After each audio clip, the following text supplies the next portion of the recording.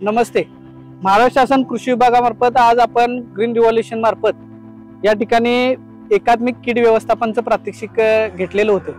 त्यामध्ये जैविक सापळ्यांचं त्यांनी प्रात्यक्षिक दाखवलेलं। त्यातला सापळा आपण आता एक 10 मिनिटांपूर्वी इथं लावला होता।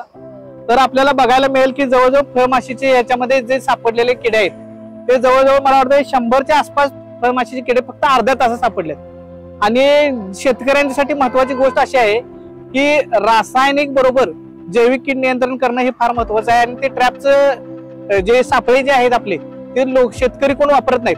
ह्या सापळ्यांचा जर आपण वापर केला तर आपल्याला जो कीटकनाशक वगैरे जो मोठा प्रमाणात वापर लोक करत आहेत त्याच्यावर नियंत्रण आणता येईल। आणि जे आपले कीड वगैरे आपल्याला ओळखता पण येईल, आपल्या प्लॉट मध्ये काय किडे आहेत किंवा किती प्रमाण आहे हे आपल्याला समजून त्या पद्धतीने आपण हे कंट्रोल करणं अतिशय महत्त्वाचं आहे। सर्व शेतकरी बांधवांनी त्याचा लाभ घ्यायचा आहे। हे अतिशय एका 15 मिनिटांमध्ये आलेला रिझल्ट आहे।